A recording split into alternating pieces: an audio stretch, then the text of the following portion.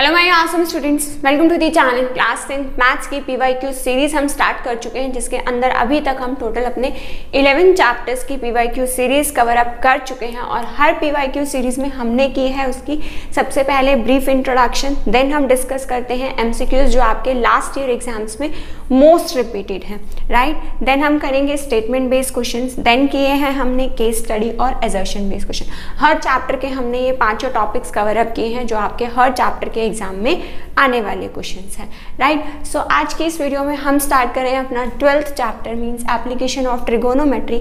हमारी PYQ series का 12th chapter और आपकी एनसीईआरटी का चैप्टर नंबर 9, राइट। सो सबसे पहले हर पीवाईक्यू सीरीज की तरह इसमें भी हम ब्रीफ इंट्रोडक्शन करेंगे, देन इस चैप्टर के इंपॉर्टेंट एमसीक्यूज करेंगे, देन इसके स्टेटमेंट बेस्ड क्वेश्चन, क्योंकि इस चैप्टर से आपके पास चाहे एमसीक्यू हो, चाहे आपके पास बड़े क्वेश्चन हो, चाहे केस स्टडी हो, ये सब आपके पास कैसे आने वाले हैं, स्टेटमेंट बेस्ड क्वेश्चंस आने वाले हैं, ठीक है। देन हम करेंगे इसके अंदर अपने assertion based questions, right. So video को पूरा एंड तक देखिएगा, बिकॉज इसके बाद आपको कोई भी और एक्स्ट्रा क्वेश्चन करने की जरूरत नहीं पड़ने वाली है। सारी टाइप्स हम इस वीडियो में क्वेश्चंस की डिस्कस कर लेंगे। करते हैं वीडियो को जल्दी से। सो चलिए स्टार्ट करते हैं सबसे पहले चैप्टर को। सबसे पहले करते हैं इसकी ब्रीफ इंट्रोडक्शन। अब ब्रीफ इंट्रोडक्शन में देखो, आपका नाम से क्या है, एप्लीकेशन ऑफ ट्रिगोनोमेट्री। जो ट्रिगोनोमेट्री अभी तक आप पढ़ चुके हो उसकी आपने क्या करनी है, एप्लीकेशन। मतलब उस ट्रिगोनोमेट्री को जो आपने ट्रायंगल्स के कॉन्सेप्ट किए, जो आपने ट्रिगोनोमेट्रिक रेशियोज की, जो आपने ट्रिगोनोमेट्रिक टेबल पढ़ी, उसकी आप एप्लीकेशन मतलब उसको आप रियल लाइफ में कहाँ पर यूज कर सकते हो, ठीक है।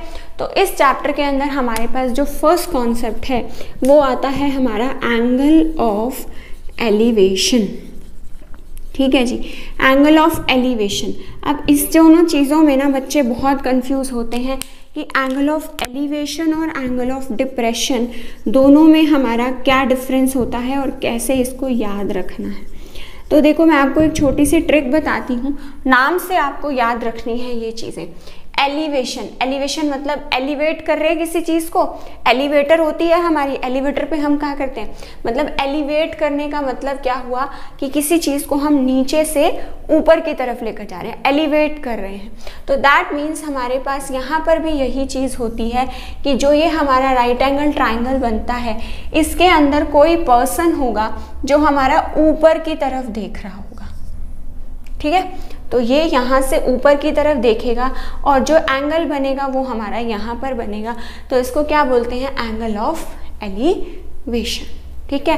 देन सेकेंड चीज़ आती है हमारे पास यहाँ पर एंगल ऑफ डिप्रेशन। अब जो डिप्रेशन है, डिप्रेशन का मतलब क्या हुआ, लो फील करना, थोड़ा सा कि हम डिप्रेस्ड हैं आज, तो यानी कि थोड़ा सा लो फील कर रहे हैं। तो यानी कि लो मतलब नीचे की तरफ देखना।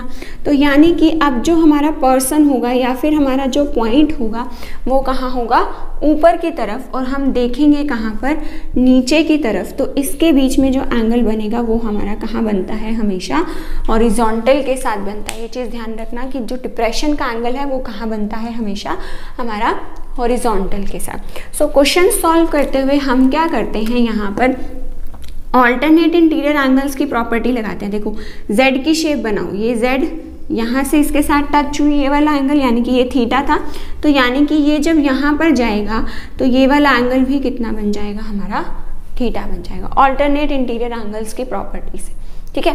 देन वही एंगल हमारा डायग्राम के अंदर आ गया, राइट एंगल ट्राइंगल के अंदर, और इसके अंदर हम अपने ट्रिगोनोमेट्रिक रेशियोज अप्लाई करके अपना क्वेश्चन सॉल्व कर सकते हैं, ठीक है जी। देन हमारे पास कॉन्सेप्ट नंबर 2, ये तो फर्स्ट कॉन्सेप्ट है, ठीक है।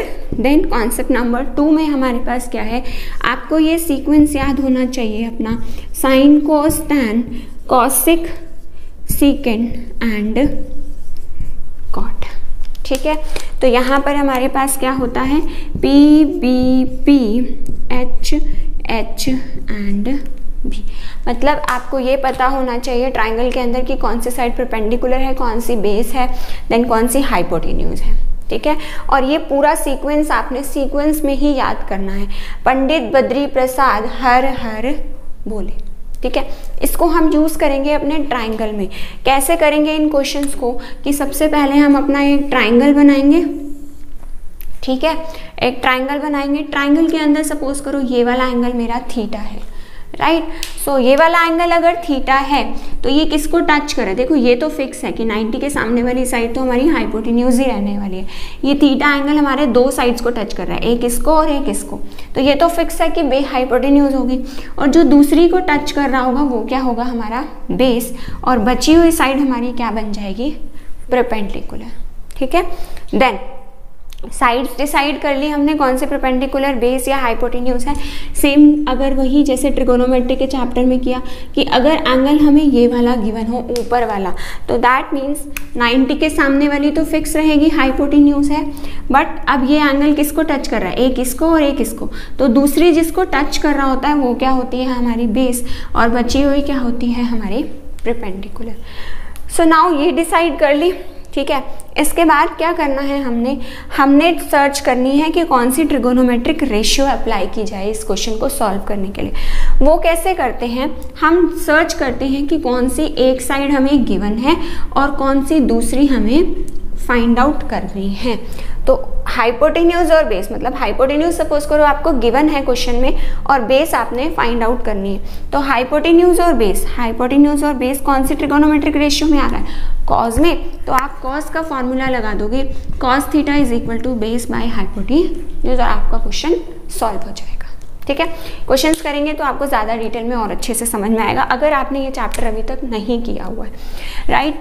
देन कॉन्सेप्ट नंबर 3, इसके अंदर आपको और अच्छे से क्या आनी चाहिए, ट्रिगोनोमेट्रिक टेबल। ठीक है, ट्रिगोनोमेट्रिक टेबल को लर्न करने की 2 ट्रिक्स चैनल पर अवेलेबल करा रखी है मैंने वीडियो में, वहाँ से जा कर के समझ लीजिएगा, या फिर हमने अभी पिछला जो चैप्टर किया ट्रिगोनोमेट्री की PYQ सीरीज, वहाँ भी मैंने ट्रिगोनोमेट्रिक टेबल बनानी सिखाई है, तो आप वहाँ से भी समझ सकते हैं। ठीक है जी, सो ये है हमारी ब्रीफ इंट्रोडक्शन चैप्टर की। अब स्टार्ट करते हैं अपने क्वेश्चंस को। सो देखो, सबसे फर्स्ट क्वेश्चन हमारे पास जो है ये 2019 के आपके बोर्ड एग्जाम में आया हुआ क्वेश्चन है। सो है उन्होंने a tightly stretched rope of length 20 centimetre, एक रोप है उसको हमने टाइटली स्ट्रेच किया, पूरा अच्छे से खींच लिया, सो दैट कि हम उसकी एक्चुअल लेंथ पता कर सके। उसकी एक्चुअल लेंथ कितनी है, 20 सेंटीमीटर, इज टाइड, उसको हमने टाई किया है। रोप के 2 सिरे होते हैं ना, 2 एंड्स होते हैं रोप के, from the top of a vertical pole to the ground. कहाँ से बांधा है, एक वर्टिकल पोल के टॉप पर, ये हमारा वर्टिकल पोल है, इस वर्टिकल पोल के टॉप पर बांधा है एक एंड, और दूसरा एंड कहाँ पर बांधा है हमने इसका, ग्राउंड पर, ऐसे स्लैंटिंग बांधा है। ठीक है, then find the height of the pole, हमें पोल की क्या फाइंड आउट करनी है, हाइट फाइंड आउट करनी है। ठीक है, ये वाली हाइट हमें फाइंड करनी है। सो देखो, आपके पास ये तो है MCQ, तो आप इसके अंदर इसके कोई भी स्टेप लिखो या ना लिखो उससे हमें कोई फर्क नहीं पड़ता, बट अगर यही क्वेश्चन आपका थोड़ा सा 2 मार्क्स में आ जाए तो आपको लिखकर अटेम्प्ट करना पड़ेगा। तो देखो कैसे करोगे, सबसे पहले लिखोगे let AB be the height of pole, AB be the height of pole, pole की हाइट लेट कर ली हमने। ठीक है, and AC be the length of rope. ठीक है, ये चीज़ ध्यान रखना कि रोप की क्या होगी, ये लेंथ होगी, रोप के लिए हम क्या बोलेंगे, लेंथ है, और इसके लिए हम क्या बोलेंगे, इसकी क्या है, ये हाइट है। ठीक है, सो अब हमारे पास क्या है, इन ट्राइंगल ABC, इतना तो आपको सबको अच्छे से पता होगा, मैंने एप्लीकेशन ऑफ ट्रिगोनोमेट्री की कंप्लीट वीडियो में भी अच्छे से ये चीज़ समझाई है कि ये सब काम हमें किस में करने हैं, अपने ट्राइंगल में करने। ठीक है, देन ट्राइंगल में करने हैं तो उसके लिए सबसे पहली चीज़ आपको क्या बताई थी कि आपको क्या पता होनी चाहिए, अपना ट्रिगोनोमेट्रिक रेशियोज का ये सीक्वेंस आपको अच्छे से पता होना चाहिए। ठीक है, sine, cos, tan, cosec, secant and cot. ठीक है, तो ये PBP भी हमारे पास होता है। सो अब हमारे पास हमको ये डिसाइड करना है कि इस डायग्राम में कौन सी परपेंडिकुलर है, कौन सी बेस है और कौन सी हाइपोटेन्यूज है। कैसे डिसाइड करते हैं, क्योंकि ये वाला एंगल कौन सी साइड को टच कर रहा है, BC को टच कर रहा है, तो दैट मीन्स ये मेरी क्या बन जाएगी, बेस। ये एंगल 90 है, 90 के सामने वाली साइड क्या होती है, हमारी हाइपोटेन्यूज, तो जो बची हुई साइड है वो हमारी क्या कहलाएगी, परपेंडिकुलर कहलाएगी। ठीक है, देन हमें डिसाइड करनी होती है कि कौन सी ट्रिगोनोमेट्रिक रेशियो हमें रिजल्ट दे सकती है। जैसे डिसाइड करते हैं, एक वो साइड लेते हैं जो हमें गिवन है, हाइपोटेन्यूज हमें गिवन है, और दूसरी जो हमें फाइंड आउट करनी है मतलब परपेंडिकुलर। तो मतलब अब मुझे वो ट्रिगोनोमेट्रिक रेशियो ढूंढनी है जो परपेंडिकुलर और हाइपोटेन्यूज का फॉर्मूला हो जिसका। तो किसका है परपेंडिकुलर और हाइपोटेन्यूज का? साइन का फॉर्मूला बन रहा है, तो यहाँ पर आप लिख दो sine theta is equal to perpendicular by hypotenuse. तो थीटा कितना दिया हुआ है आपको क्वेश्चन में? थीटा डायग्राम में देखो 30 डिग्री दिया है, ठीक है।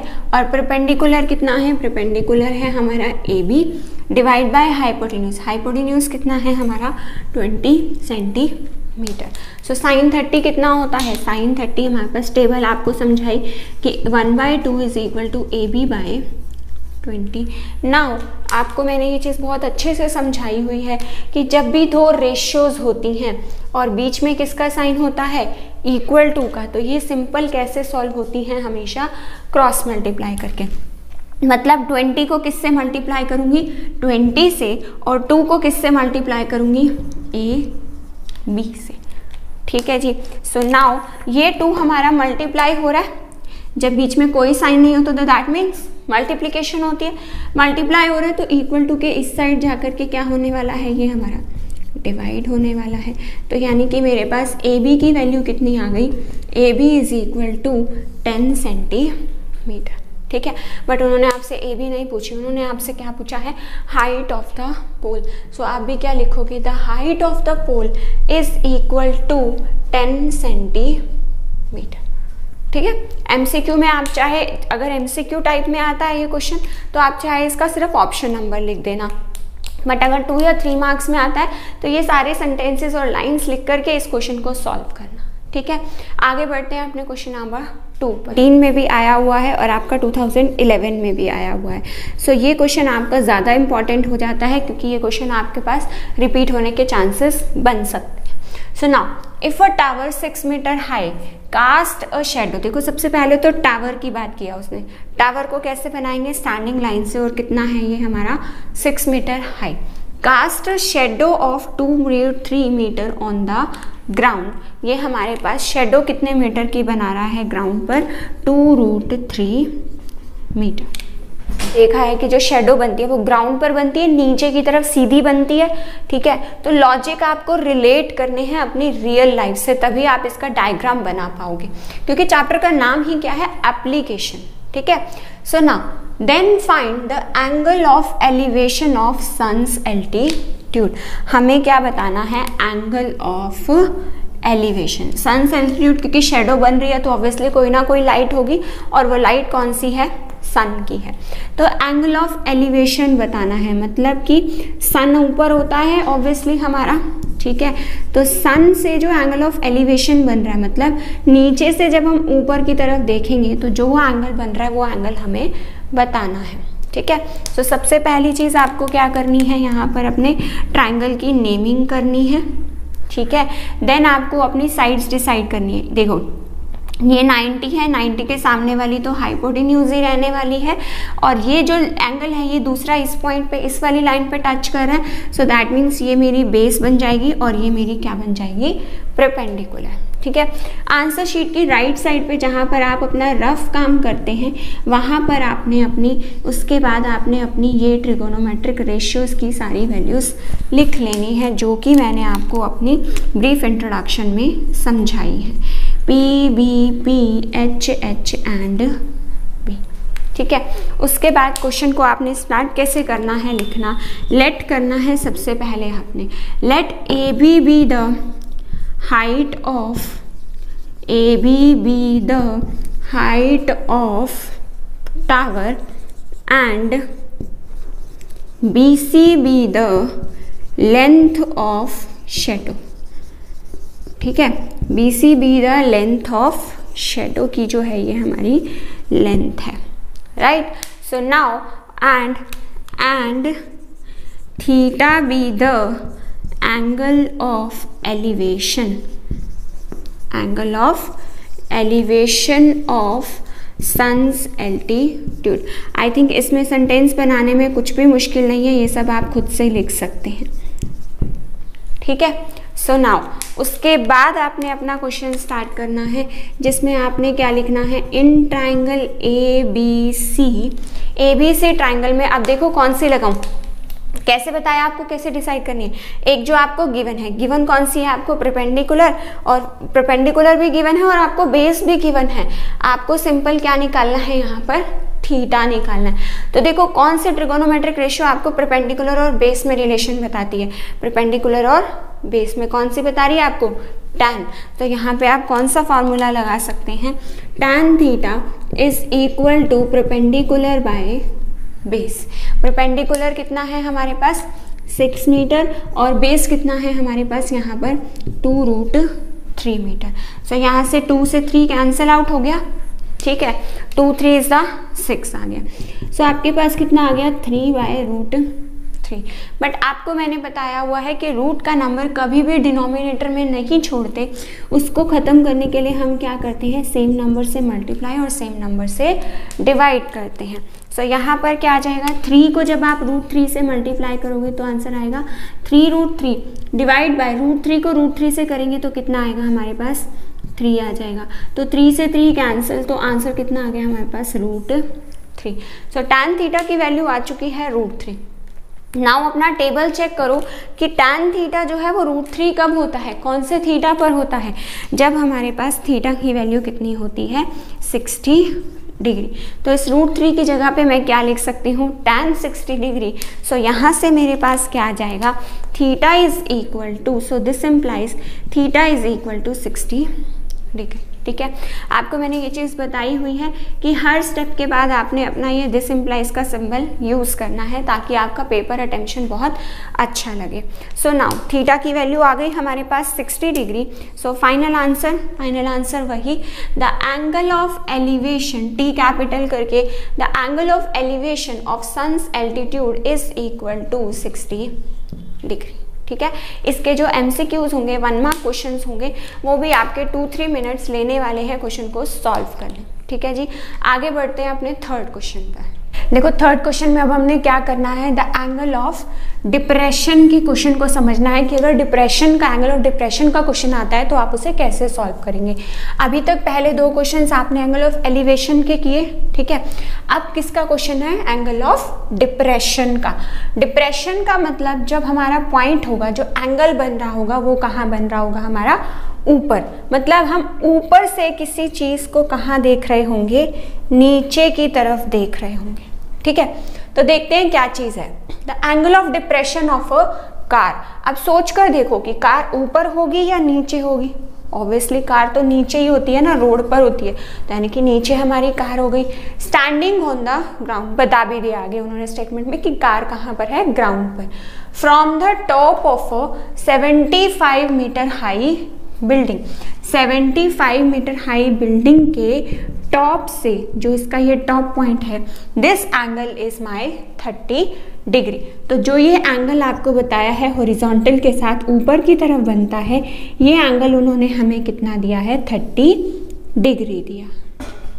ठीक है, हमें क्या बताना है, the distance of the car, car का डिस्टेंस बताना है कहाँ से, from the base of the tower, tower के बेस से हमने इसका क्या बताना है, डिस्टेंस बताना है। दैट मीन्स मुझे ये वाली वैल्यू फाइंड आउट करनी है। सबसे पहला काम ट्राइंगल की नेमिंग करने का हो गया। देन सेकेंड काम, क्योंकि एंगल ऑफ डिप्रेशन की बात हो रही है तो ट्राइंगल के अंदर इस एंगल को लेकर आना है। देखो ये एंगल इसको टच करा मीन्स 30 डिग्री है, जब ये इधर की तरफ घूमेगा तो ये भी हमारा कितने डिग्री का हो जाएगा, 30 डिग्री का। ठीक है, अगर 1 मार्क क्वेश्चन है तब तो आप इसका सिंपल ऑप्शन भी लिखेंगे तो भी आपका काम चल जाएगा। ठीक है, बट अगर ये क्वेश्चन 1 से ज़्यादा मार्क में आता है तो देखो पेपर को कैसे अटेम्प्ट करना है। सबसे पहले आपने लिखना है let A B be the, क्या है ए बी, हमारी क्या चीज़ मानी है हमने, height of the tower, tower की हाइट मानी है। Let A B be the height of tower and B C be the distance between, B C कौन सा डिस्टेंस है जो उन्होंने हमसे पूछा है, B C be the distance of the car.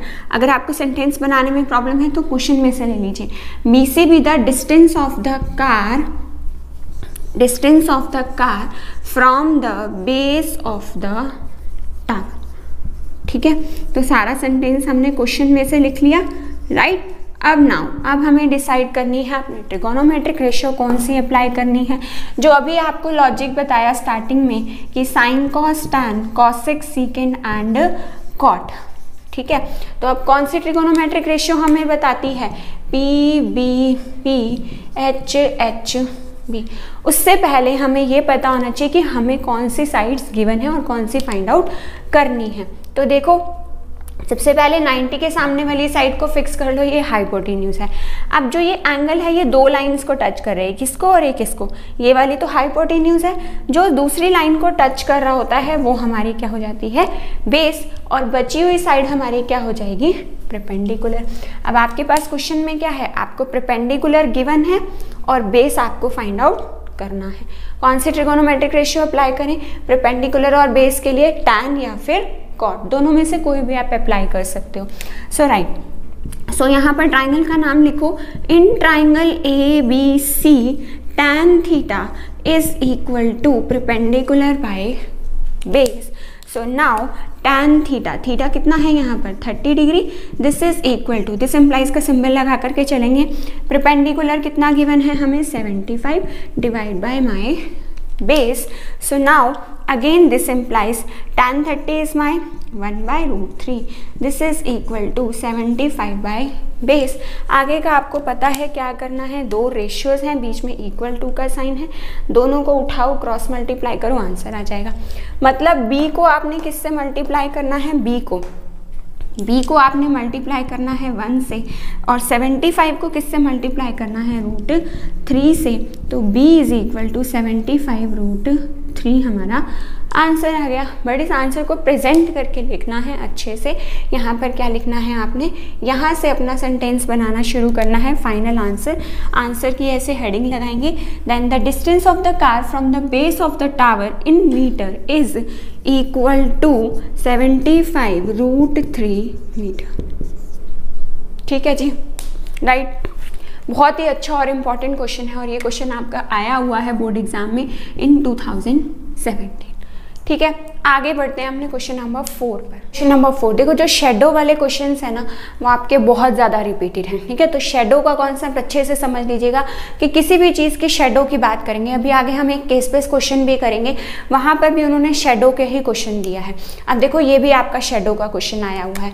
If the length of the shadow of a tree, एक tree है हमारे पास, इसकी जो शेडो की लेंथ है, शेडो कहाँ बनती है, जनरली हम यही मानकर चलेंगे कि शेडो जो है वो हमारी कहाँ बन रही है, ग्राउंड पर, अनटिल एंड अनलेस कि हमें कुछ और गिवन ना हो स्टेटमेंट में।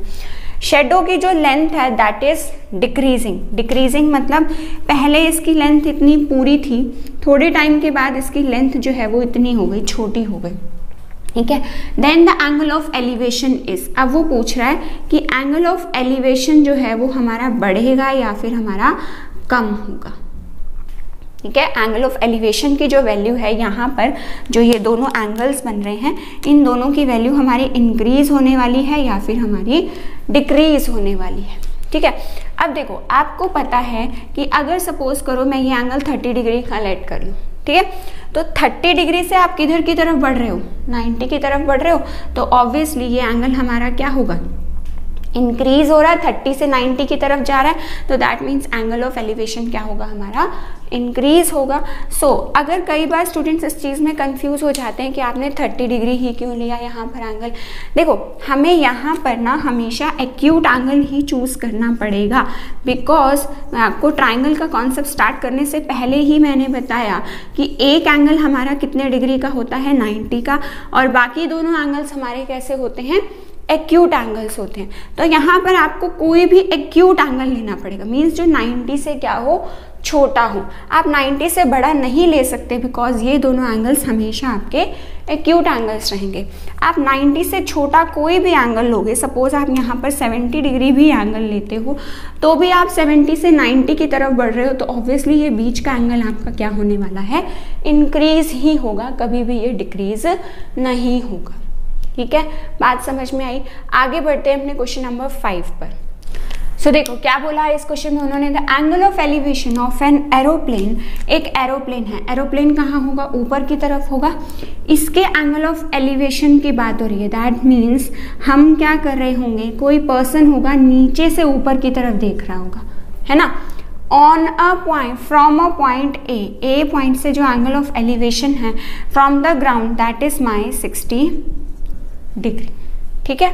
सो अब आफ्टर 30 सेकेंड, 30 सेकेंड्स के बाद क्या हुआ, 30 सेकेंड्स जब ये प्लेन उड़ गया, then the angle of elevation changes to 30 degree. तो एंगल ऑफ एलिवेशन जो है ना हमारा, वो हमारा चेंज होके कितने डिग्री का हो गया है, 30 डिग्री का आ चुका। बात समझ में आई, ठीक है। इतना डिस्टेंस ट्रेवल करने में उसको कितना टाइम लगा है, 30 सेकेंड्स का टाइम लगा है, ठीक है। हमें क्या बताना है, if the plane is flying at a height of 3600√3 metre, जो ये हाइट हमें गिवन है, ये हाइट हमें कितनी दी हुई है, 3600√3 metre. Find the speed of the aeroplane, अब एरोप्लेन की हमने स्पीड बतानी है, राइट। सो ABCDE, सबसे पहला काम आपने नेमिंग कर ली, ठीक है। देन सेकेंड काम आपका क्या है, let BE be the height of the aeroplane from the ground, ठीक है, height of the aeroplane from the ground से जो इसकी हाइट है वो हमने कितनी लेट कर ली, BE लेट कर ली। समझ में आई बात। नाउ अब आपको पता है कि क्योंकि आपके पास दो ट्राइंगल्स हैं तो आप ट्रिगोनोमेट्रिक रेशियो भी कितनी बार अप्लाई करोगे, 2 बार। कौन कौन से ट्राइंगल्स बन रहे हैं, देखो जो ये 60 डिग्री है, ये 60 डिग्री एक तो इस साइड को टच कर रहा है, किस साइड को, सो यहाँ पर हमारे पास क्या बनेगा, AEB। ये वाली जब दोनों लाइन्स हैं हमारी, ये दोनों लाइन्स ज्वाइन होकर कौन सा ट्राइंगल बना रही है, ABE। तो दैट मीन्स पहला ट्राइंगल का नाम तो क्या हो गया मेरा, ABE, और दूसरा क्या है हमारे पास, ये 30 डिग्री। ये 30 डिग्री जो है ये इन दोनों लाइंस को टच कर रहा है ना, तो ये दोनों ज्वाइन होके कौन सा ट्राइंगल बना रही है, बड़े वाला, उधर वाला। That means in triangle ACD, ठीक है। नाउ अब हमारे पास क्या है, अब हमको वही परपेंडिकुलर बेस और हाइपोटेन्यूज डिसाइड करना है। जब हम ये वाला ट्राइंगल की बात करेंगे तो AE मेरा बेस बन जाएगा, ये हाइपोटेन्यूज हो जाएगी, और ये क्या हो जाएगी हमारी, परपेंडिकुलर हो जाएगी। तो फिर वही चीज़, परपेंडिकुलर हमें गिवन है, बेस हमें फाइंड आउट करना है, तो निकाल देते हैं tan थीटा की हेल्प से। tan theta is equal to perpendicular by base. Perpendicular कितना है हमारे पास, 3600√3 डिवाइड बाय बेस, ठीक है जी। tan थीटा कितना है हमारे पास, इस वाले ट्राइंगल के लिए थीटा है 60 degree, this is equal to 3600√3 divide by base. Base कितना है हमारा, बेस का नाम लिख लेते हैं अब AE, क्योंकि दो ट्राइंगल्स हैं, दोनों में कंफ्यूजन ना हो इसलिए। दिस इम्प्लाइज का सिंबल लगाइए, tan 60 कितना होता है, √3, this is equal to 3600√3 divide by AE। So now √3 से √3 आपका कैंसिल हो गया, डू इट्स क्रॉस मल्टीप्लीकेशन, तो यहाँ से AE की वैल्यू आपके पास कितनी आ जाएगी, AE will be equal to, cross multiply करोगे, AE को 1 से करोगे और 3600 को भी 1 से करोगे, तो जो ये AE डिस्टेंस है ये हमारा कितना आ जाएगा, 3600 मीटर, ठीक है जी। अब इस बड़े वाले ट्राइंगल में अप्लाई कर दीजिए, बड़े वाले ट्राइंगल में भी ये हाइट 3600√3, तो एरोप्लेन तो सेम ही हाइट पर मुड़ रहा है, तो दैट मीन्स ये वाली हाइट भी कितनी रहेगी हमारी, 3600√3। सो करिए काम अब आगे, tan theta is equal to perpendicular by base. So now theta कितना है हमारा, थीटा है हमारा 30 degree, tan 30 degree is equal to perpendicular की वैल्यू है 3600√3 डिवाइड बाय बेस। बेस कितना है हमारा, AD, ठीक है, क्योंकि बेस दोनों में अलग अलग बन रहा है, तो दैट मीन्स हम उसका नाम दे देंगे तो हमें कंफ्यूजन नहीं होगी सॉल्व करते हुए। So tan 30 is my 1/√3, this is equal to 3600√3 divide by AD।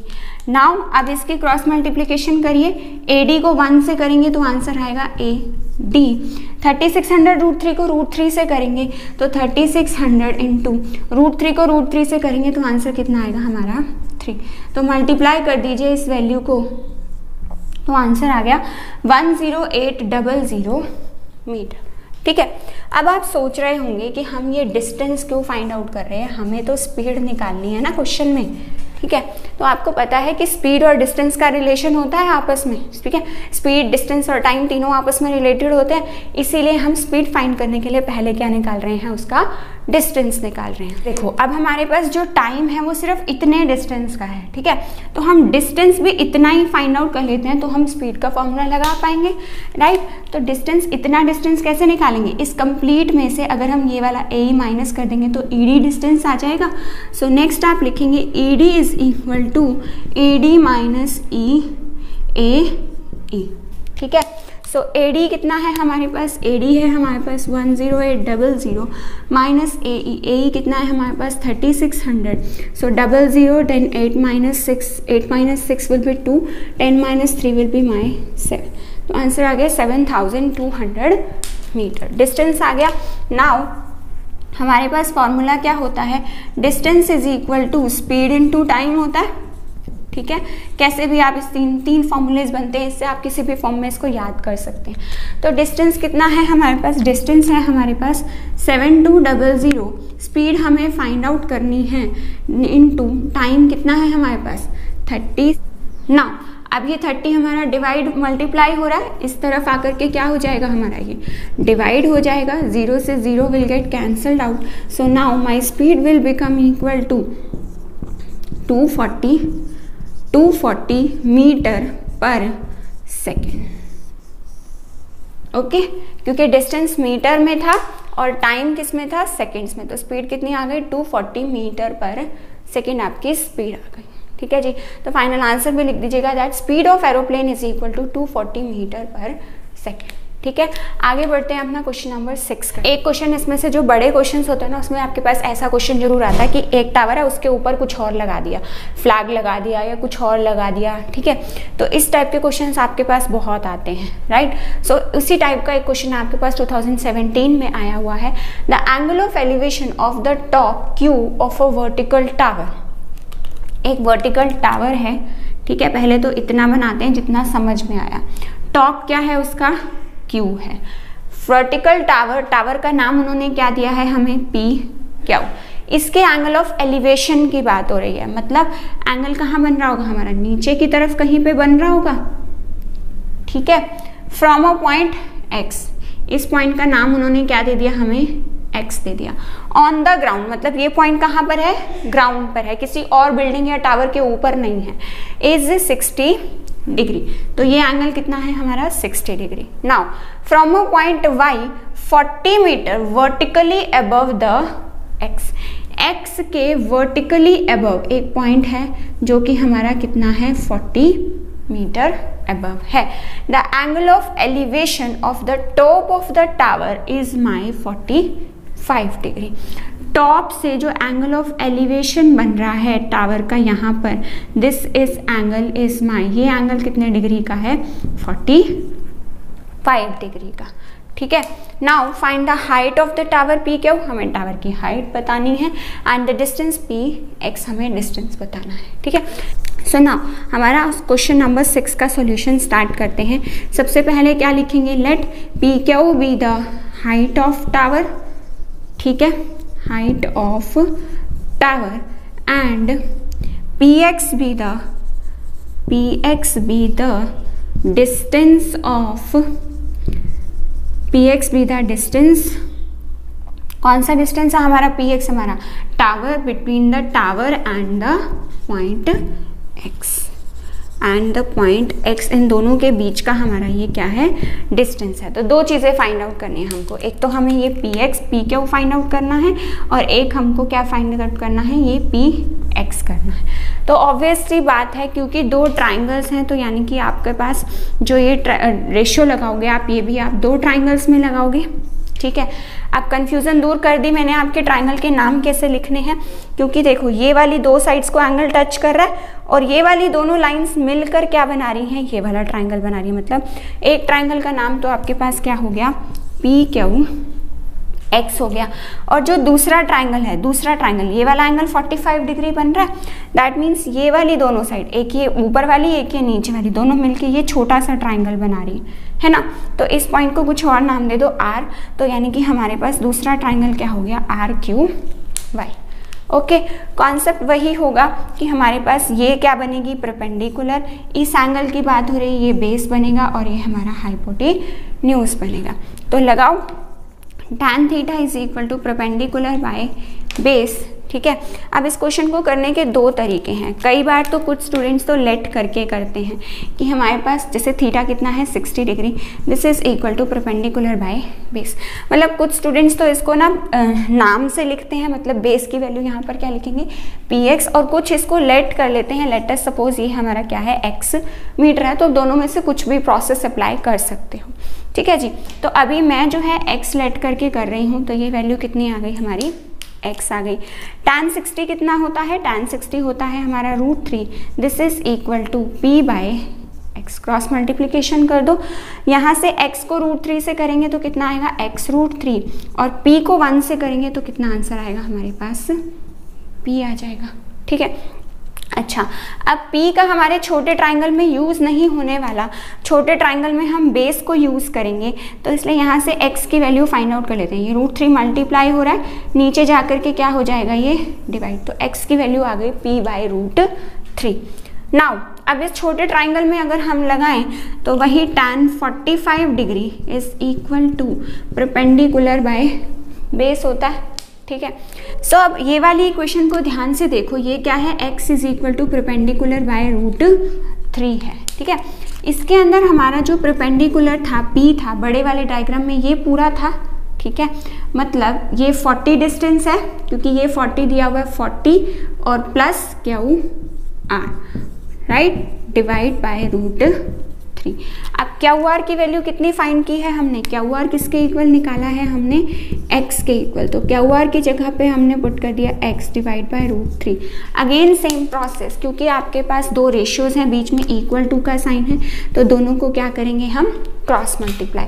तो √3 को जब हम x से मल्टीप्लाई करेंगे तो आंसर आएगा √3x, this is equal to 40 plus x को 1 से करेंगे तो आंसर आएगा सेम वही 40.1, 40 प्लस x। ठीक है, अब ये √3x इधर प्लस हो रहा है, इस x को शिफ्ट कर देते हैं इस तरफ, लेफ्ट हैंड साइड, मीन्स ये x प्लस में है, इस तरफ आकर के लेफ्ट हैंड साइड शिफ्ट होगा तो किसका हो जाएगा, माइनस का हो जाएगा।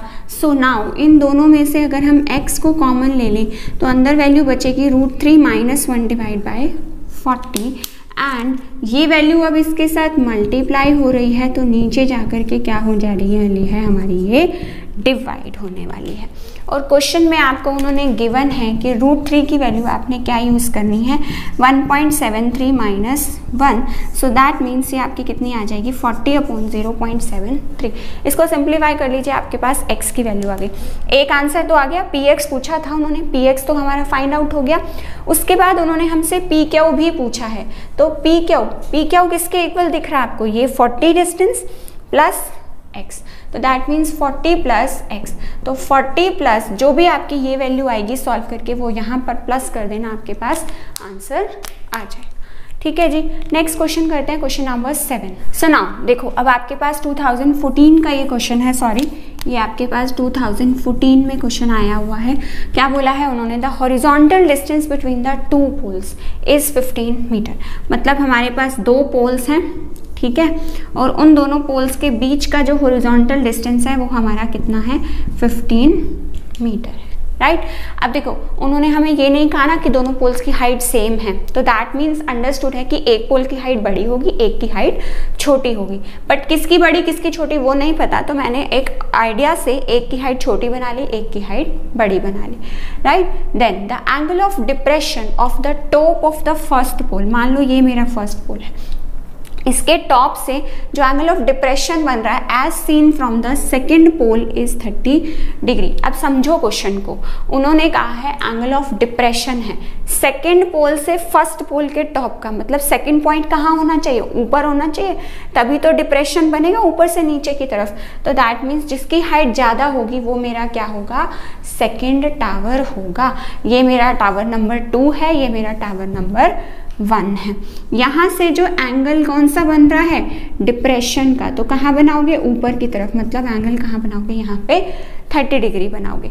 Find the height of the first pole, first pole की हाइट मुझे क्या करनी है, फाइंड आउट करनी है। If the height of, sorry यहाँ पर हमारे पास है find the height of the second pole की हाइट हमको फाइंड आउट करनी है। If the height of first pole is 24 metre, ये वाली हाइट हमें कितनी दी है, 24 मीटर दी है।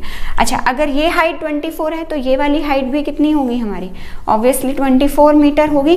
और इस हाइट को लेट अस सपोज हम लेट कर लेते हैं, this is my x metre, और क्वेश्चन को सिंप्लीफाई करते हैं। सेम उसी प्रोसेस से A B C D E जो अभी तक आपको सिखाया है मैंने, हमने सबसे पहले अपना सॉल्यूशन लिखना है। सॉल्यूशन नंबर हम कौन सा सॉल्व कर रहे हैं एग्जाम में, ठीक है जी।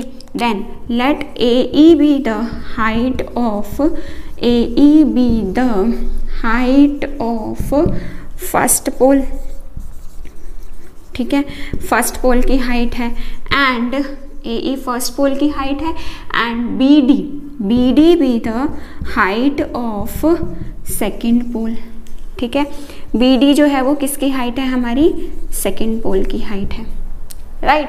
नाउ उसके बाद और क्या चीज़ है हमारे पास, distance, and ED be the distance between, ED be the distance between two poles, दोनों पोल्स के बीच का हमें डिस्टेंस गिवन है। सो नाउ एक और चीज़ अब हमारे पास क्या है कि क्योंकि ये ED डिस्टेंस 15 मीटर है तो AC भी कितना रहने वाला है हमारा, 15 मीटर होगा ये वाला डिस्टेंस भी, ठीक है। अब डिप्रेशन का एंगल था, एंगल ट्राइंगल के अंदर भी तो लेकर आना है, तो यहाँ पर देखो इस लाइन को टच कर रहा है और जब ये लाइन वापस से घूम रही है तो ये वाला एंगल बन रहा है, दैट मीन्स ये एंगल कितना हो गया मेरा, 30 डिग्री हो गया। अच्छा, अब डिसाइड कर लो कि ये वाला एंगल जो है 90 है, 90 के सामने वाली साइड हाइपोटेन्यूज हो गई। ये वाला एंगल दो लाइंस को टच कर रहा है, एक तो हाइपोटेन्यूज हो चुकी है और दूसरी क्या बनेगी हमारी, बेस, और ये क्या बनेगी, बची हुई हमारी परपेंडिकुलर बनेगी, ठीक है। सो नाउ अब हमारे पास क्या है, पहले तो ट्राइंगल का नाम लिखिए। ट्राइंगल का नाम क्या है हमारा, कौन से ट्राइंगल में लगाने जा रहे हैं हम, इन ट्राइंगल ABC में। ABC में कौन सी लगेगी ट्रिगोनोमेट्रिक रेशियो, tan लगेगी। क्यों लगेगी tan, अंडरस्टूड है, आपको अच्छे से समझा दी ये चीज़ कि परपेंडिकुलर आपने फाइंड आउट करना है, ये डिस्टेंस x और बेस आपको उन्होंने दिया हुआ है, ठीक है। सो हमारे पास क्या है, परपेंडिकुलर कितना लेट किया है हमने x और बेस कितना है हमारे पास 15। देन थीटा की वैल्यू कितनी है हमारी 30 degree, so that means tan 30 degree is equal to x by 15। Okay जी, so now do its cross multiplication करेंगे तो tan 30 कितना होता है हमारे पास 1/√3, this is equal to x by 15 and then again do its cross multiplication, तो 15 को 1 से मल्टीप्लाई करेंगे तो 15, this is equal to x को √3 से करेंगे तो x√3। नाउ ये √3 मल्टीप्लाई हो रहा है, नीचे जाकर के क्या हो जाएगा, डिवाइड हो जाएगा। 15/√3 किसकी वैल्यू आ गई हमारे पास, x की, देन √3 से मल्टीप्लाई, √3 से डिवाइड, सो दैट मीन्स 15 को √3 से करेंगे तो आंसर आएगा 15√3 डिवाइड बाय √3 को √3 से करेंगे तो आंसर कितना आएगा हमारे पास x, तो 3 5 15, तो x की वैल्यू आपके पास कितनी आ गई, x is equal to 5√3 metre, ठीक है। बट आपको ये नहीं बताना, आपको टोटल हाइट बतानी है एग्जाम में, ठीक है। तो टोटल हाइट आप लिखेंगे कि BD, यहाँ पर कर रही हूँ छोटा सा पार्ट रह गया, BD is equal to BC plus CD, पूरी सेकेंड पोल की हाइट बतानी है ना, तो BC कितना निकाला है हमने 5√3 प्लस CD कितना है हमारे पास 24 मीटर। क्योंकि ये हमारे पास एक नंबर रूट का है, एक सिंपल नंबर है, इसको प्लस माइनस तो कर नहीं सकते, तो यही आपका आंसर हो जाएगा। आंसर, फाइनल आंसर आप क्या लिखेंगे, the height of the second pole is, sorry, तो आंसर आप क्या लिखेंगे, that the height of the second pole is 24 plus 5√3 metre. आपकी मर्जी, आप √3 की वैल्यू पुट कर देना, आपकी मर्जी आप ना पुट करना, इससे कोई फर्क नहीं पड़ना, ठीक है जी, आगे बढ़ते हैं अब अपने केस बेस्ड क्वेश्चंस करते। देखो हमारा फर्स्ट हमारा केस बेस्ड क्वेश्चन क्या है। A group of students of class 10th visited India get on an educational trip. Educational trip पर गए, इंडिया गेट उन्होंने विजिट किया। उनके टीचर ने उन्हें बताया that India Gate which is located at the eastern of the Rajpath. India Gate जो है वो कहाँ पर है, उनकी टीचर ने बताया राजपथ के ईस्ट साइड पर है। अबाउट 138 फीट इन हाइट, या फिर 138 फीट को उन्होंने क्या बोल दिया है, 42 मीटर इन हाइट। ये 42 मीटर है हमारे पास इंडिया गेट हाइट में। What is the angle of elevation, हमें क्या बताना है, एंगल ऑफ एलिवेशन निकाल कर बताना है। दैट मीन्स मुझे ये वाला एंगल बताना है। If they are standing 42 metre away from the monument, अगर वो मॉन्यूमेंट से कितने डिस्टेंस पर हों, 42 मीटर पर हो। ठीक है, आसान क्वेश्चन है, वही सब करना है आपको कि आपको ए बी और सी, ये आपका क्या बनने वाली है साइड आपकी बेस, ये क्या बनेगा आपका परपेंडिकुलर, और ये क्या बनेगा आपका हाइपोटेन्यूज। परपेंडिकुलर और बेस में कौन से ट्रिगोनोमेट्रिक रेशियो आपको रिलेशन बताती है, tan theta is equal to perpendicular by base. Perpendicular भी 42 है, बेस भी 42 है, कैंसिल आउट करिए तो tan थीटा की वैल्यू क्या बन गई हमारी 1। अब टेबल में चेक करो कि tan थीटा की वैल्यू हमारी 1 कहाँ पर होती है, जब थीटा कितना होता है, theta is equal to 45 degree. तो ऑप्शन नंबर बी आपका करेक्ट आंसर हो गया। ठीक है, तो केस बेस्ड क्वेश्चंस आपके बहुत इजी आते हैं एग्जाम में। ठीक है, आपके नॉर्मल क्वेश्चन से भी इजी क्वेश्चंस आते हैं आपके केस बेस्ड क्वेश्चन। फटाफट से इसका सेकंड पार्ट सॉल्व करते हैं। अब उन्होंने क्या कहा है कि एंगल ऑफ एलिवेशन जो है ना वो कितने पर देखना चाहते हैं, 60 डिग्री पर। Then at what distance they should stand, वो कितने डिस्टेंस पर खड़े होने चाहिए, हमें ये डिस्टेंस निकालना है। तो क्या फ़र्क पड़ गया, कुछ भी फ़र्क नहीं पड़ा, हमको यहाँ पर अपना वही tan 60 लगाना है। This is equal to perpendicular by base, tan 60 होता है हमारा √3, this is equal to perpendicular हमारा 42 है, और बेस हमें फाइंड आउट करना है। बस क्वेश्चन वहाँ पर अटकेगा जो आपको मैंने बताया था कि आपके पास एक क्वेश्चन एग्जाम में पक्का आएगा जिसमें आपके पास डिनोमिनेटर में रूट की वैल्यू आएगी, मतलब 42/√3। यहाँ पर क्वेश्चन को ख़त्म मत करके आना, √3 से मल्टीप्लाई, √3 से डिवाइड करके देन आप इस क्वेश्चन को अपना ख़त्म करना। मतलब 42√3 डिवाइड बाय √3 को √3 से करेंगे तो कितना आएगा 3, तो आंसर कितना आ गया हमारे पास 14√3 मीटर। ठीक है, अगर √3 की वैल्यू गिवन हो 1.73 तो इसको 14 से मल्टीप्लाई कर देना, आंसर आ जाएगा। ठीक है, आगे बढ़ते हैं इसके थर्ड पार्ट पर। नेक्स्ट देखो, नेक्स्ट थर्ड पार्ट में उन्होंने क्या पूछा, बिल्कुल सेम कॉन्सेप्ट पर रहने वाला है question. If the sun's altitude is 60 degree, अब सन का एल्टीट्यूड हमें कितना दिया है 60 degree, then the length of the shadow. अब शेडो वाले कितने सारे क्वेश्चंस आपने किए, आपके दिमाग में डायरेक्ट ये बात आनी चाहिए कि जहां पर शेडो आ गई दैट मीन्स वो आपको क्या दिया हुआ है, हॉरिजॉन्टल डिस्टेंस की बात कर रहा है। ठीक है, casted at that time is 20 metre, मतलब जो ये हॉरिजॉन्टल डिस्टेंस है ये हमारा कितना दिया है, हमें 20 मीटर दिया है। Find the length of the, find the height of the tower, हमें अब इस टावर की हाइट फाइंड आउट करनी है। ठीक है, तो कैसे करें, वही सेम कॉन्सेप्ट। सबसे पहले आप लिखेंगे let A B the height of the tower and B C be the length of the shadow. ठीक है, नाउ अब कौन सी ट्रिगोनोमेट्रिक रेशियो लगेगी, वही जो अभी हमने पिछले क्वेश्चन में करी कि हमारे पास tan लगने वाली है, tan theta is equal to perpendicular by base. Same concept है, सिर्फ उसमें उन्होंने हमें परपेंडिकुलर गिवन था, बेस हमसे पूछा था। अब उन्होंने बेस हमें दे दिया है, परपेंडिकुलर हमसे पूछा है। सो tan थीटा, थीटा कितना है हमारा 60 degree, this is equal to perpendicular by base, base कितना है हमारा 20 मीटर। ठीक है, tan 60 की वैल्यू पुट करिए, tan 60 कितना होता है हमारा √3, this is equal to perpendicular by 20। Now do its cross multiplication क्यों करनी है, क्योंकि दो रेशियोज हैं, बीच में इक्वल टू का साइन है। कहीं पर भी आपको कंप्लीट मैथ्स में कहीं पे भी आपको दो रेशियोज अगर दिख जाए, बीच में इक्वल टू का साइन हो, तो उसका एक ही लॉजिक होता है उसे सॉल्व करने का, that is my cross multiplication. So now 20 को आप √3 से मल्टीप्लाई करेंगे, आंसर आएगा 20√3, और p को अगर आप 1 से करेंगे तो आंसर आएगा मेरा p। सो दैट मीन्स जो ये परपेंडिकुलर है, मतलब जो हमारी टावर की हाइट है वो कितनी हो जाने वाली है 20√3 मीटर्स। ठीक है जी। आगे बढ़ते हैं इसके फोर्थ पार्ट में देखो उन्होंने क्या बोला है हमसे, the ratio of length of tower. Ratio का मतलब क्या होता है, सबसे पहले तो कि हम किन्हीं भी दो वैल्यूज को आपस में क्या करने वाले हैं, डिवाइड करने वाले हैं। तो कौन कौन सी दो चीजें हैं, length of tower to the मतलब ये वाली जो इसके बाद सेंटेंस लिखा है वो हमारा डिनोमिनेटर में आएगा, ठीक है। टू द शेडो मतलब टावर की लेंथ और शेडो की जो लेंथ है उन दोनों की जो रेशियो है ना उसकी वैल्यू हमारी कितनी है, 1/1।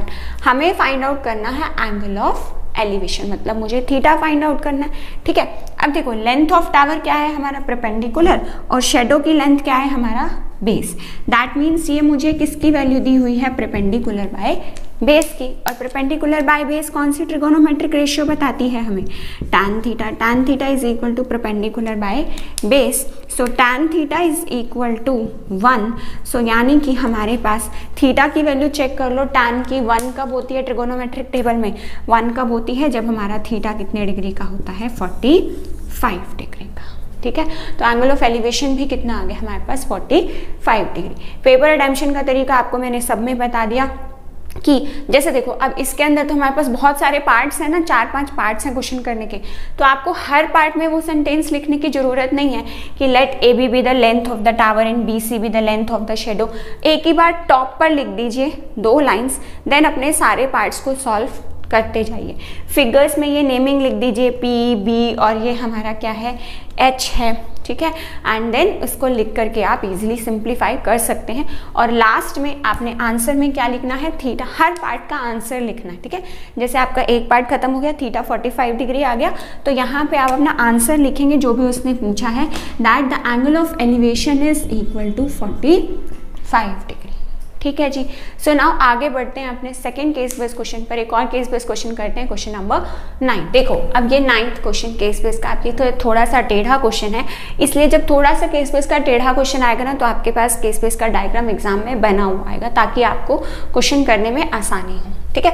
देखो a satellite flying at a height h is watching the top of the 2 tallest mountains in Uttarakhand and Karnataka, them being Nanda Devi and Malyangiri, ठीक है। उन्होंने क्या बोला है कि एक सैटेलाइट है जिसकी हाइट कितनी है, जो यहाँ पर सपोज सैटेलाइट है, ठीक है, उन्होंने मार्क किया हुआ है कि यहाँ पर सैटेलाइट है।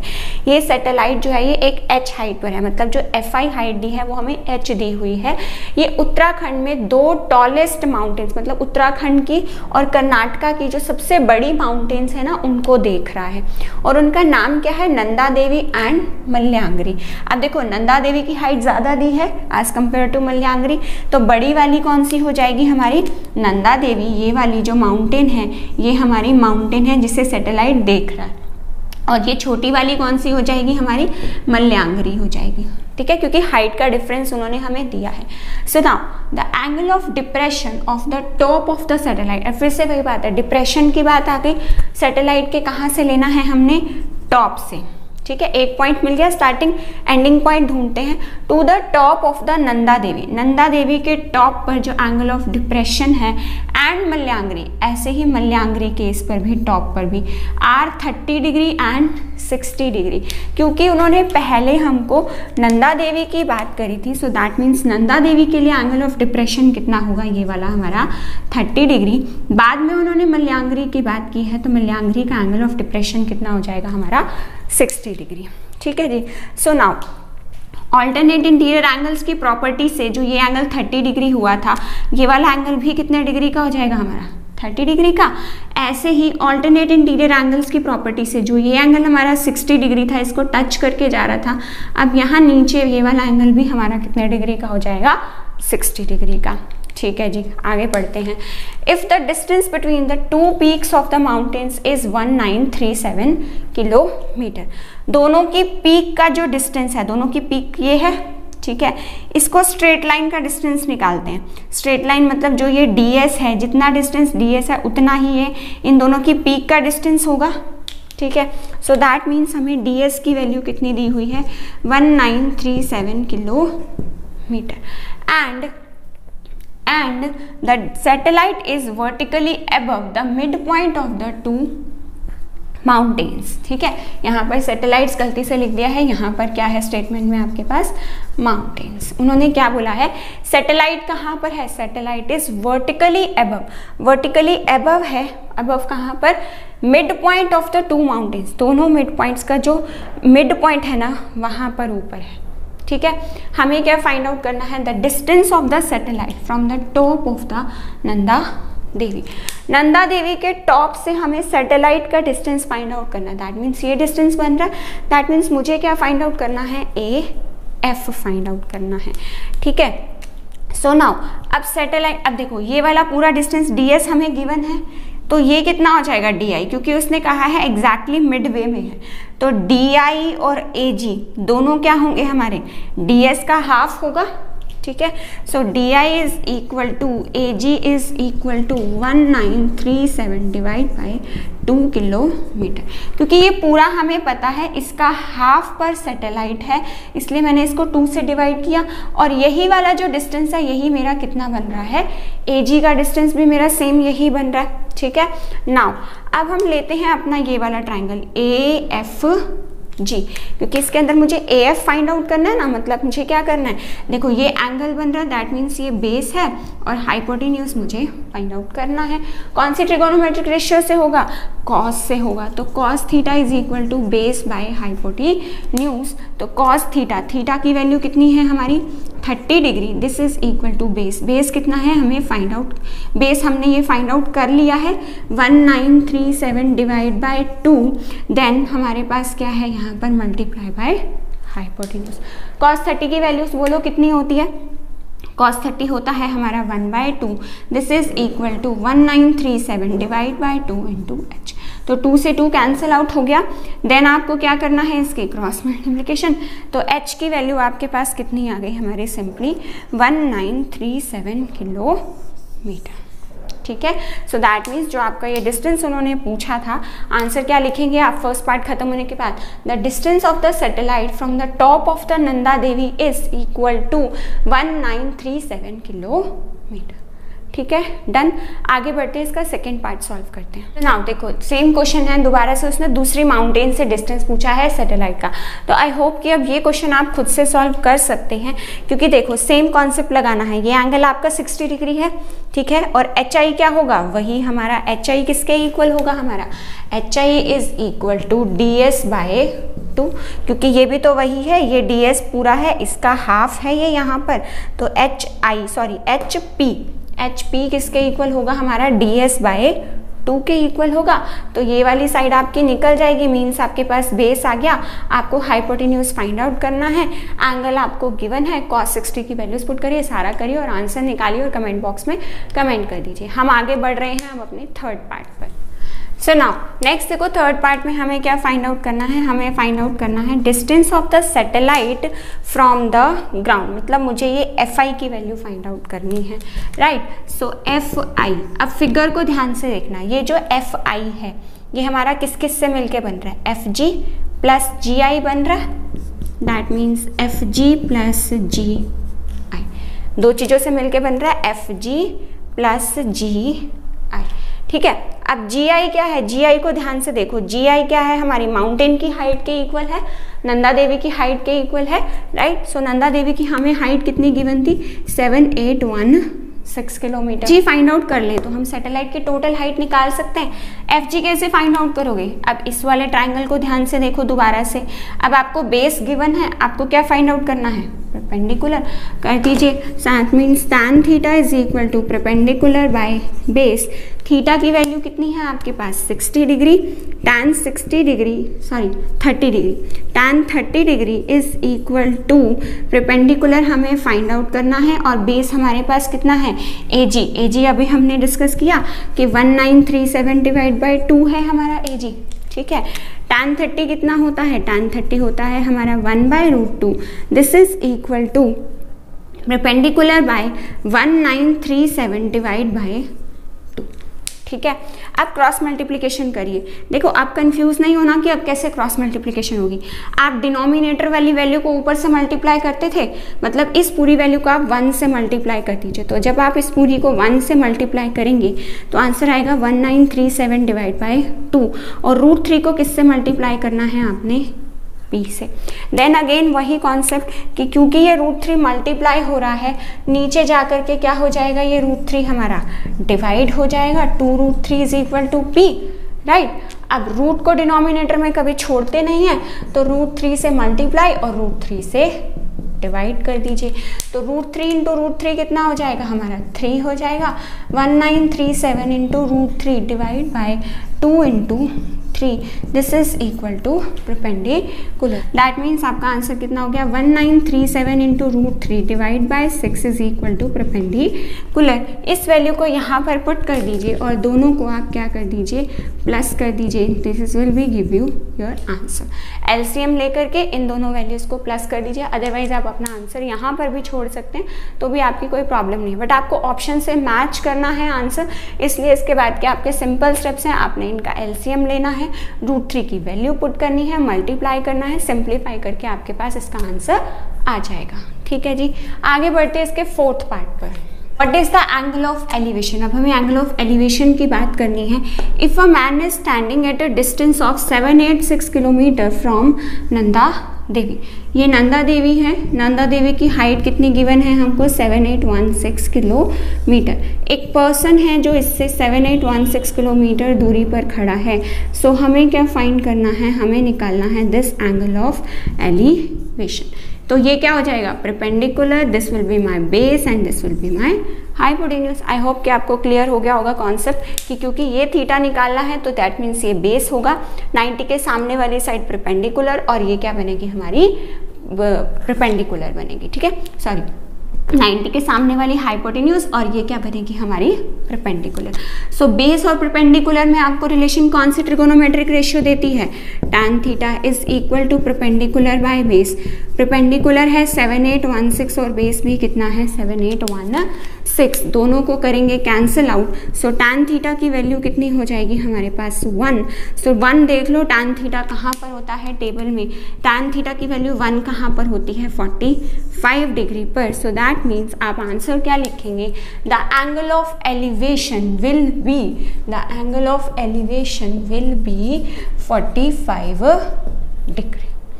डन जी, आगे बढ़ते हैं। इस वीडियो का लास्ट क्वेश्चन करते हैं, क्वेश्चन नंबर 10, जो कि हमारा रहने वाला है असर्शन बेस्ड क्वेश्चन। हमारे पास क्या है कि असर्शन बेस्ड क्वेश्चन में देखो ये आपकी असर्शन दी हुई है, ठीक है। आपको सबको पता है कि असर्शन और रीजन वाले क्वेश्चंस में आपके पास एक असर्शन होती है, एक आपके पास उसका रीजन होता है, राइट। आपको बताना होता है दोनों ट्रू है या एक ट्रू है या एक फॉल्स है, राइट। सो देखो क्वेश्चन में उन्होंने क्या बोला है, in the figure if BC is equal to 20 metre, जो ये BC है ये हमको कितनी दी हुई है 20 metre, then the height of AB, मतलब अगर BC 20 मीटर है तो हाइट ऑफ AB कितनी होगी हमारे पास 11.56 मीटर, वो आपको गिवन है कितनी 30 डिग्री। सो देखो, और रीज़न क्या है कि क्योंकि ये इस रिजल्ट की वजह से आ रहा है। देखो अब आपको बताया हुआ है मैंने कि ये हमारा क्या है, क्योंकि ये एंगल फाइंड आउट एंगल दिया हुआ है हमें, दैट मीन्स ये हमारा बेस है, ये साइड हमारी क्या है परपेंडिकुलर, और ये वाली साइड हमारी क्या है हाइपोटेन्यूज। 90 के सामने वाली साइड क्या है हमारी परपेंडिकुलर। अब किस किस के बीच में रिलेशन है आपके पास, परपेंडिकुलर और बेस के बीच में, तो ऑब्वियसली आप कौन सा लगाने वाले हैं tan theta, this is equal to perpendicular by base. Perpendicular side का नाम क्या है आपका AB डिवाइड बाय आपके पास बेस क्या है हमारा BC। So that means reason तो हमारा क्या हो गया, रॉन्ग हो गया, क्योंकि हमारे पास क्या है AB बाय AC नहीं है, परपेंडिकुलर बाय हाइपोटेन्यूज नहीं होता, tan क्या होता है परपेंडिकुलर बाय बेस। चेक करते हैं कि ये आंसर सही है या नहीं है, असर्शन ट्रू है या नहीं। tan 30 डिग्री, थीटा की वैल्यू 30 डिग्री, AB कितना गिवन है हमें, AB हमने फाइंड आउट करना है, और BC कितना दिया हुआ है हमें 20 मीटर। tan थीटा की वैल्यू कितनी होती है 1/√3, this is equal to AB by 20। So now अब करेंगे इसकी क्रॉस मल्टीप्लीकेशन, 20 को 1 से करेंगे तो आएगा 20, this is equal to √3 into AB। So now again √3 हमारा ए बी के साथ मल्टीप्लाई हो रहा है, यहाँ नीचे जा करके क्या हो जाएगा, डिवाइड हो जाएगा। फिर वही कॉन्सेप्ट कि रूट की वैल्यू को डिनोमिनेटर में नहीं छोड़ते, √3 से मल्टीप्लाई कीजिए, √3 से डिवाइड करिए, 20 इंटू √3 आ जाएगा यहाँ से और divide by 3, this is equal to A B. अब √3 की वैल्यू कितनी होती है, √3 होता है हमारा 1.73 divide by 3, this is equal to A B. ठीक है, यहाँ पर अगर आप वैल्यू ले लेते हो 1.732 तो आपके पास यहाँ से सिंप्लीफाई करके ए बी जो है वो आपके पास कितना आएगा, 11.56 मीटर। ठीक है, तो दैट मीन्स असर्शन तो ट्रू हो गई बट हमारा रीज़न क्या हो गया, फॉल्स हो गया। ठीक है, सो इस वीडियो के लिए इतना ही एंड नेक्स्ट वीडियो में हम स्टार्ट करेंगे अपना नेक्स्ट चैप्टर जिसके करेंगे हम सारे PYQs cover up, circles and area related to the circle. सिर्फ 2 चैप्टर्स हमारे बचे हैं PYQ सीरीज़ के। कंप्लीट PYQ सीरीज़ का सोल्यूशन जो है वो चैनल पर अवेलेबल है। So if you find my this video useful for you then please do like and share my video and do subscribe to the channel if you are new to the channel. Thank you.